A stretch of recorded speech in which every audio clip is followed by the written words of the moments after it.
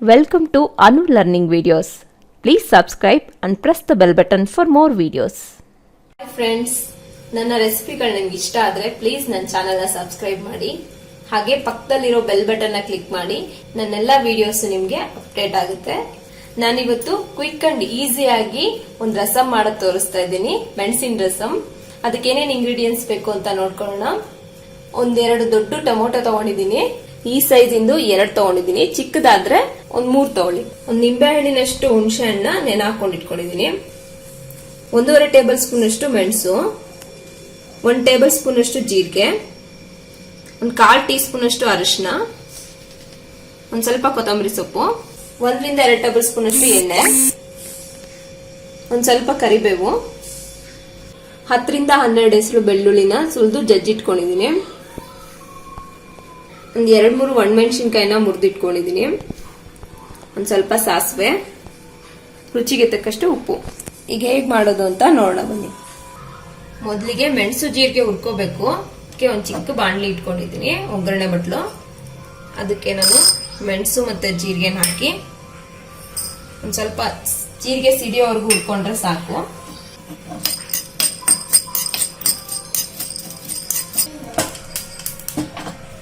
ಇದಾಗಿದೆ. ಇದನ್ನ mixie jar ಹಾಕೊಂಡು ಡ್ರೈ ಪೌಡರ್ ಮಾಡ್ಕೋಬೇಕು. ಇದನ್ನ ಪೂರ್ತಿ ನೈಸ್ ಏನ್ ಬೇಡ, ತರ್ತರಿಯಾಗಿ ನಾನು ಪೌಡರ್ ಮಾಡ್ಕೊಂಡ್ಬರ್ತೀನಿ. ಮೆಣಸು ಜೀರಿಗೆನ ಈ ರೀತಿ ಪೌಡರ್ ಮಾಡಿ ಇಟ್ಕೊಂಡಿದ್ದೀನಿ. ಈಗ ಅದೇ ಮಿಕ್ಸರ್ ಜಾರ್ಗೆನೆ ಟೊಮೊಟೊನ ದೊಡ್ಡ ದೊಡ್ಡದಾಗಿ ಹಚ್ಚಿ ಹಾಕೊಳ್ತಿದ್ದೀನಿ. ಇದನ್ನ ನಾನು ನೈಸಾಗಿ ಪೇಸ್ಟ್ ಮಾಡ್ಕೋಬೇಕು. ಈ ರೀತಿ ಪೇಸ್ಟ್ ಮಾಡಿ ಇಟ್ಕೊಂಡಿದ್ದೀನಿ. ಈಗ ರಸಂ ಮಾಡೋದನ್ನ ನೋಡ್ಕೊಳ್ಳೋಣ. ಒಂದು ಕಡಾಯ ತಗೊಂಡಿದ್ದೀನಿ. ಅದಕ್ಕೆ ನಾನು ಎಣ್ಣೆ ಹಾಕೊಳ್ತಿದ್ದೀನಿ. ಎಣ್ಣೆ ಕಾದಿದೆ, ಸಾಸಿವೆ ಹಾಕೊಳ್ತಿದ್ದೀನಿ. ಹಾಗೆಯೇ ಬೆಳ್ಳುಳ್ಳಿ, ಒಣಮೆಣಸಿನ್ಕಾಯಿ, ಕರಿಬೇವು, ಅರಿಶಿನ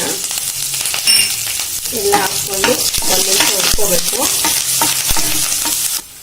ಈಗ ಹುಣಸೆ ಹುಳಿ ಹಾಕೊಳ್ತಿದ್ದೀನಿ ಇದಕ್ಕೆ.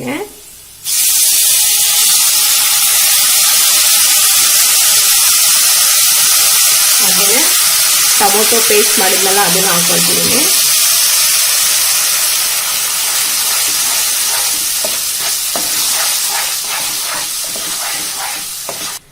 ಟೊಮೊಟೊ ಹಸಿ ವಾಸನೆ ಹೋಗೋವರೆಗೂ ಒಂದು ಸ್ವಲ್ಪ ಕುದಿಸ್ಕೋಬೇಕು.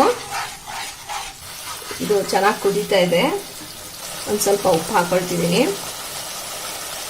ಹಾಗೆಯೇ ನಾನು ಮಾಡಿಟ್ಕೊಂಡಿರೋ ಮೆಣಸು ಜೀರಿಗೆ ಪುಡಿ ಪೂರ್ತಿಯಾಗಿ ಹಾಕ್ಕೊಂಡಿದ್ದೀನಿ. ಚೆನ್ನಾಗಿ ಮಿಕ್ಸ್ ಮಾಡ್ಕೊಳ್ಳೋಣ. ಇದನ್ನ ಒಂದು ಅರ್ಧ ನಿಮಿಷ ಉದ್ಕೊಂಡ್ರೆ ಸಾಕು. ಈಗ ಇದಕ್ಕೇನೆ ನೀರು ಹಾಕೊಳ್ತಿದ್ದೀನಿ. ನೀರು ನೋಡ್ಕೊಂಡು ಹಾಕೊಳ್ಳಿ. ನಾನು 1.5 ಲೋಟದಷ್ಟು ಹಾಕೊಂಡಿದ್ದೀನಿ.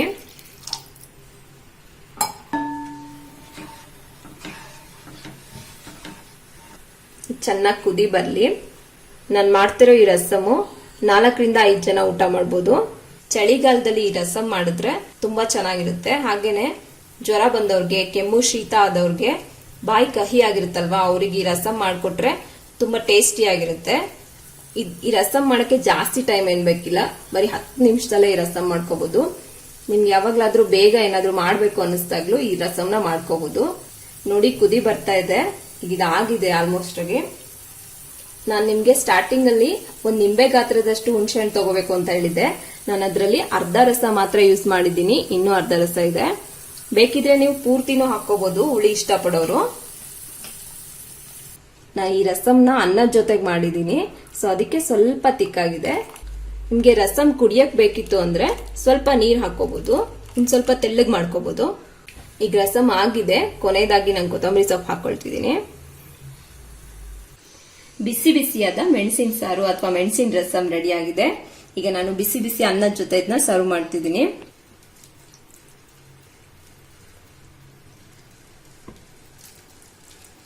ಬಿಸಿ ಬಿಸಿ ಅನ್ನ ಮತ್ತೆ ಸ್ವಲ್ಪ ತುಪ್ಪ ಹಾಕೊಂಡು, ಸ್ವಲ್ಪ ರಸಂನ ಜಾಸ್ತಿನೇ ಹಾಕೊಂಡು ತಿಂದ್ರೆ ತುಂಬಾ ಟೇಸ್ಟಿ ಆಗಿರುತ್ತೆ. ಫ್ರೆಂಡ್ಸ್, ನಾನು ಮಾಡಿರೋ ರಸಂ ನಿಮ್ಗೆ ಇಷ್ಟ ಆದ್ರೆ ನೀವು ಸಹ ಮನೇಲಿ ಟ್ರೈ ಮಾಡಿ ಹೇಗಾಯ್ತು ಅಂತ ಕಮೆಂಟ್ ಮಾಡಿ. ಹಾಗೇನೆ ನನ್ನ ಚಾನೆಲ್ನ ಸಬ್ಸ್ಕ್ರೈಬ್ ಮಾಡೋದನ್ನ ಮರಿಬೇಡಿ. Thank you.